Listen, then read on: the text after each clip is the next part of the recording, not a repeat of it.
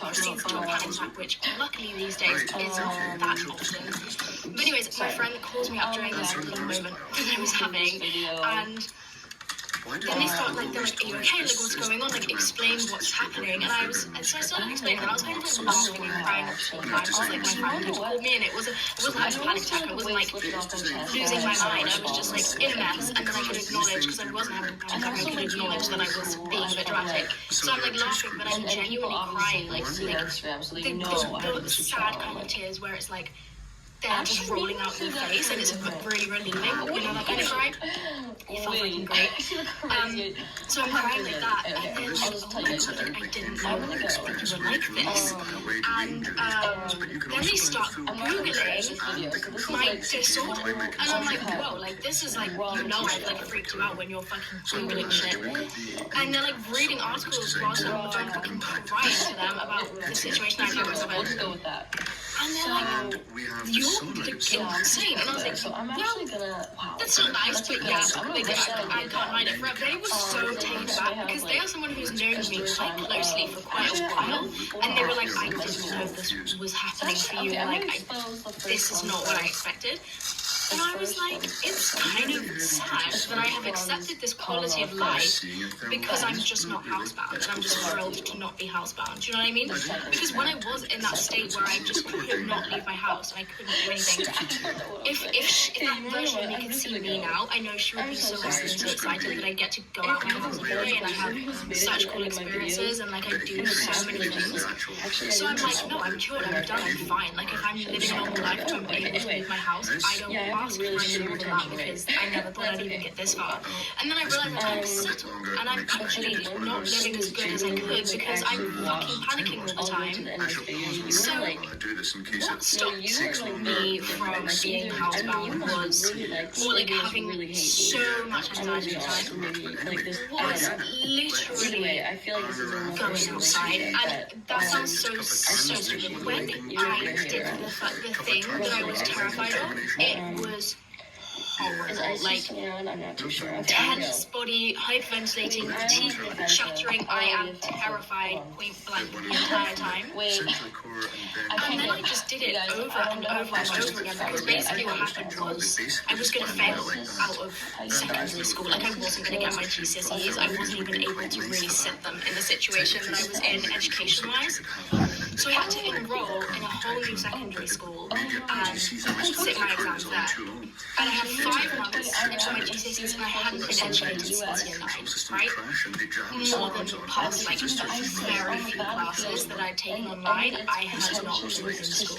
And I went to a school for, like, kids with anxiety and kids with various things going on that were emotional based. That was too much for them to be in a normal school.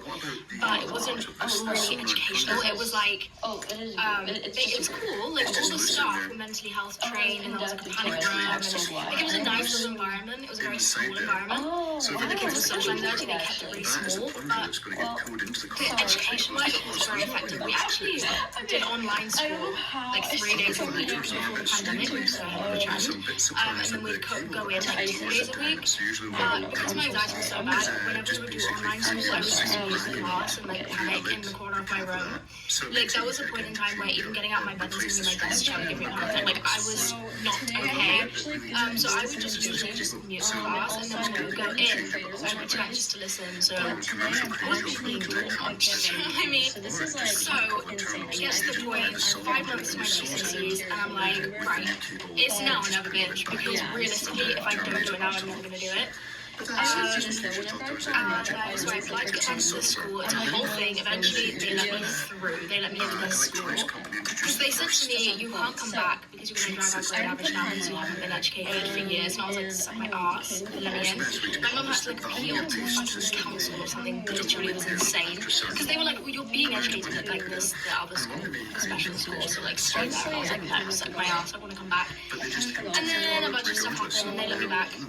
And it was terrible. terrified. I was scared all the time, but because I had this thing to do it for, I made it through.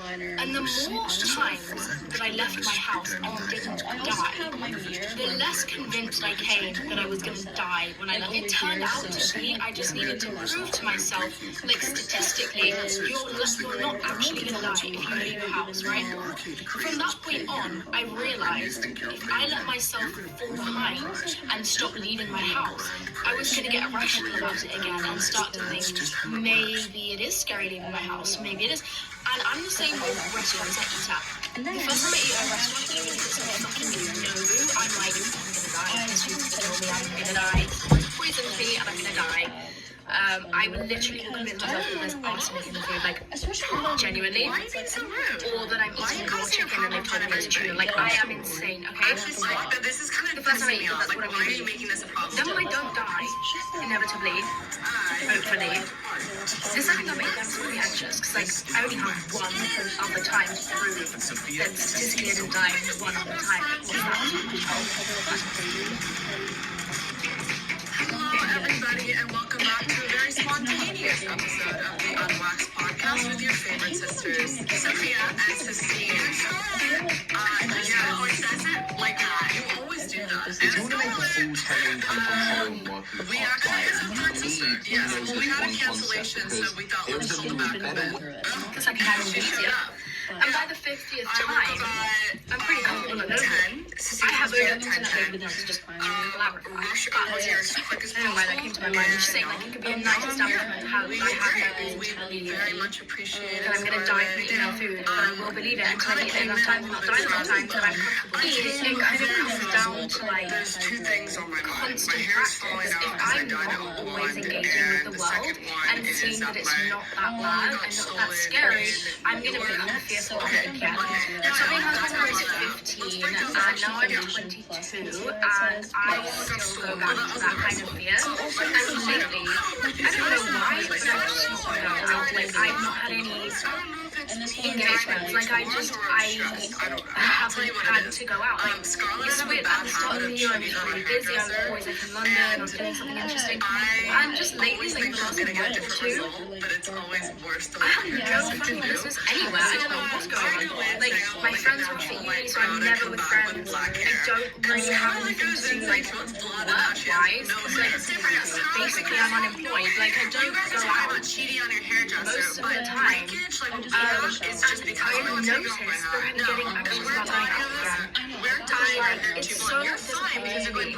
And I had a thought that I haven't had in years this morning. And it was like, I had to go to London this morning. I just got back. And it was like, wait, where have I been the last 3 days? What was like the incubation period of viruses?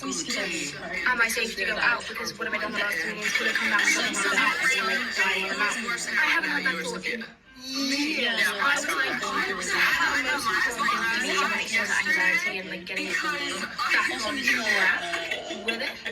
While I was finding the right therapist. I found my therapist when I was 14, and I remember sitting in the office for the first time, and I was like very embarrassed to leave therapy when I was a teenager.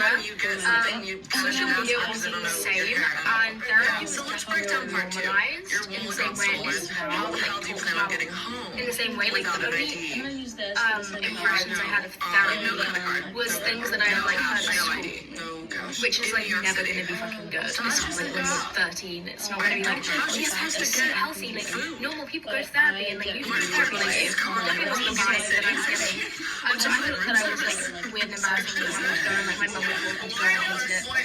And I have had some really fucking bad therapists. Like I've been in therapy for years and they've never helped me. I hated them. Like I passionately hated them. Like they were genuinely less skilled than the average person, less compassionate than the average person. Like you could literally work in any other job and you have chosen therapy. Why? Like you are actually actively hateful towards people, and yet you've chosen the one job that requires you to not be that. Work somewhere, like buddy, get another job. I know they're not even fucking paying you well. Yes.